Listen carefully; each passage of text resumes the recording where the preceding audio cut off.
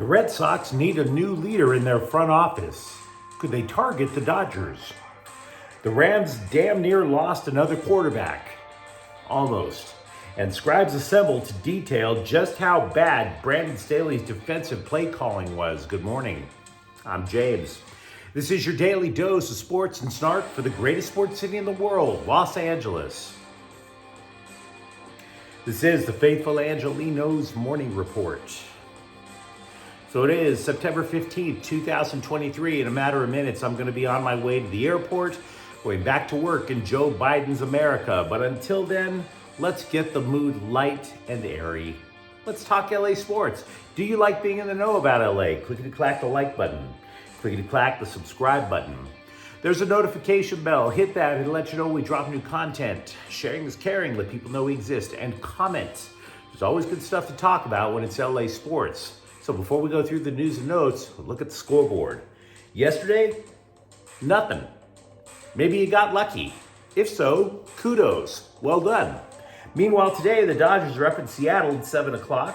Bobby Miller is 9-3 with a 3.98 ERA. George Kirby, 10-9 with a 3.48 ERA. But let's just get right to it, because I got a plane to catch. CBSSports.com suggests that Dodgers general manager Brandon Gomes will be targeted by the Boston Red Sox, who fired Chief Baseball Officer Chaim Bloom on Thursday. You consider that Dodgers president Andrew Friedman, he's believed to make damn near all the moves anyway. That would be one. Bloom is a former Tampa Bay Rays executive, as is Andrew Friedman. So there is a connection there. And of course, the idea would be to replicate what the Dodgers front office does here over on the East Coast. Don't be surprised if you hear Gomes' name being bandied about quite a bit in the next few weeks. Meanwhile, with the team itself, the first idea was to give Clayton Kershaw an entire week off. Have him start tonight in Seattle. As we already know, he's not. He got pushed back yet another day. So the questions are starting to pop up. Is there an issue here? He started having shoulder issues, after all, in June. Now, Dave Roberts is repeating the company line that the Dodgers are simply saving him for the playoffs. Quote, "I don't have any expectations on length," Roberts said, in terms of Kershaw's appearance tomorrow night. "I just want him to go out there and get as many outs as he can, and I feel good about him making that start and putting us in a position to win a baseball game." Why do I get the idea that they're ducking the question? I don't know. Maybe I'm reading too much into this. You tell me.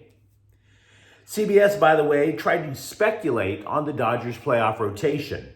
There's a lot of names to choose from, frankly. LA has used 16 starting pitchers this year. Only 3 teams have used more than the Dodgers. And by the way, 5 of those 16 were rookies. So the locks to the rotation, which should be a 4-man rotation in the playoffs, the locks would be Kershaw and Bobby Miller. Now, those obviously 2 of the 4.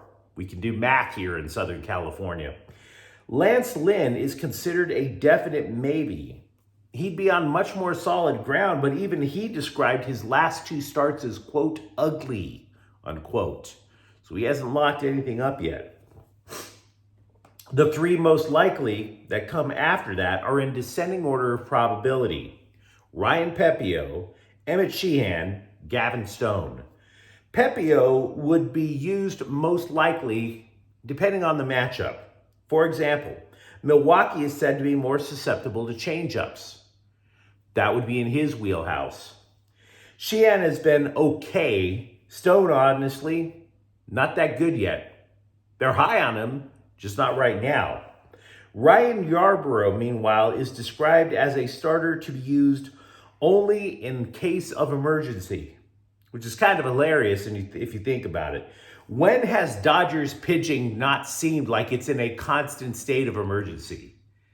When have the alarm bells not been ringing about that rotation this year, right? Timing is everything in this world, guys. Welcome to the Friday morning cliche festival when I say that.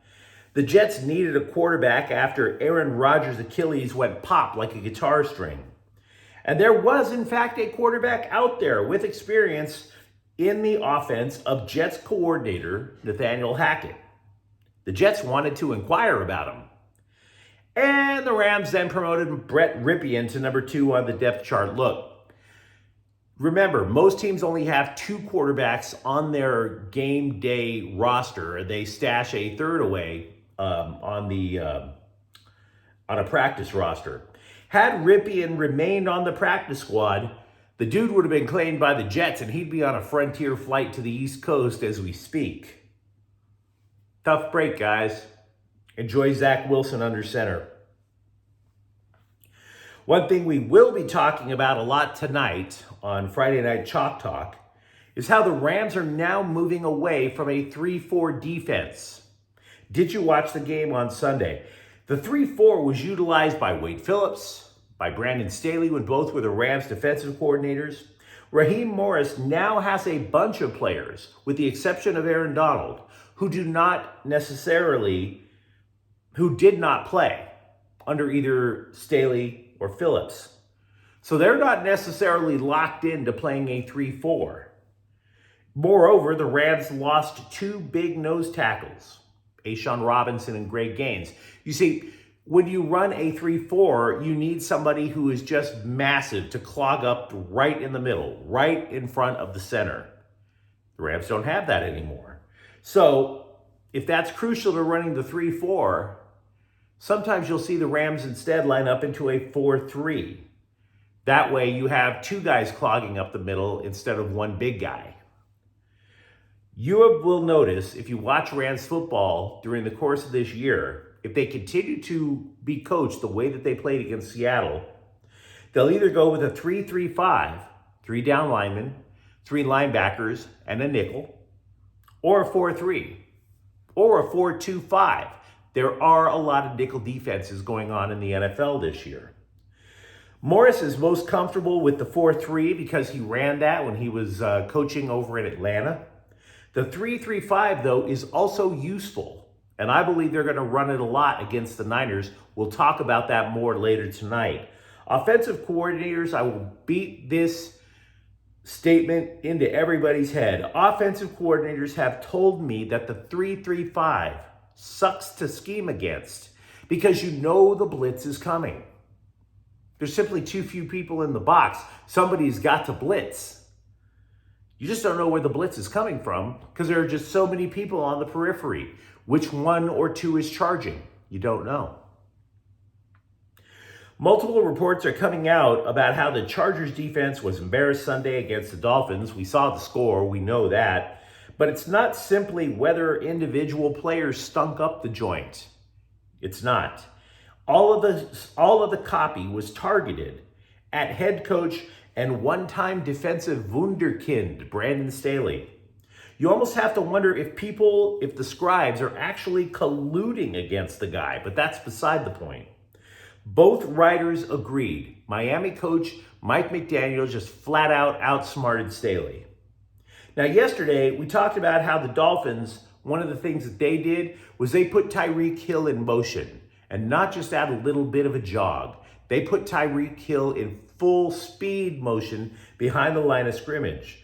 Because that way, when the ball got snapped, he could elude Chargers corners who were trying to push him at the line of scrimmage. The Chargers played press coverage against the Dolphins when the 2 teams met last year. In other examples, even though the Chargers played a nickel defense, they went cover 1. Now, for those of you who don't know a lot of football terminology, cover 1 means you only have 1 safety playing way back from the line of scrimmage, and everybody else plays man. 1 safety to defend against the big pass play. Miami has the fastest wide receivers in the NFL, and they're proven. Tyreek Hill has been torturing people for years with his speed. Wouldn't it have made sense to simply have more than 1 guy back there to prevent the explosive play? A cover 2. A lot of teams run cover 3. Some even run what they call quarters, cover 4. And remember, one of the Chargers corners, J.C. Jackson, was playing in his first game since major knee surgery. Wouldn't it stand to reason that he's not at full speed when it comes to running in a game, turning, pivoting, stuff like that? Wouldn't he require some help? Staley apparently did not think so. And there you are. One thing I hate about sports writers is they are always looking to make some sort of cruel irony rematch in their copy. It makes it sound oh so sexy. Just kind of as, I don't know, as sexy as offering your loved one the priciest bottle of wine while there's violin music playing in the background and a roaring fireplace. That's how sexy they think it is to talk about the big ironic rematch. CBS is currently forecasting in the expanded 12-team college football playoff that number 5 USC will face number 12 Tulane, the winner to play number 4 Texas. Get it? You see, the Trojans, by this writer's thinking, would get the big ironic rematch against Tulane from last year's Cotton Bowl. And the winner, probably SC, would face their former coach in Steve Sarkisian. Isn't that ironic? Yeah, how forced. When you guys in the press are ready to take your playoff bowl projections seriously, then I will. Seriously. We've been fed random stats to build a case that USC's defense has improved. I'm not buying in yet. We've seen this story being played out last year about how they were making all these turnovers and this, that, and the other. Now, USC hasn't made as many turnovers, but the defense has 27 tackles for loss this year. That would be an average of 9 per game, obviously. Solomon Byrd leads the team in that stat with 4.5 tackles behind the line. The reason I am not buying in yet is because the 3-3-5 that Alex Grinch likes to use is risk-reward. These tackles behind the line of scrimmage is the reward, and they're being rewarded handsomely because the competition simply isn't that good. It just isn't. And here's another thing that concerns me. The Trojans are the most penalized team in the Pac-12. Lincoln Riley doesn't like that either. Quote, "Good teams don't do that. Good players don't get dumb penalties," he told the LA Times. It seems like only yesterday that we were wondering where the hell we would watch Kings game this year. As a matter of fact, it was only yesterday. Literally hours later, the Kings struck a multi-year contract to return to Bally Sports. Faithful Angelenos Sports, solving one minor problem at a time in our lives. Of course, I'm lying. I had nothing to do with it. But you let me know what you think in the comments thread. Talk to me about either the Dodgers playoff pitching or if Brandon Gomes is a hot property on the front office market. Talk to me about either the Chargers defense or the Rams quarterbacking situation. And if you enjoyed this content, don't forget to subscribe to Faithful Angelenos because we're talking LA sports every single day here. Thank you for watching. I'm James.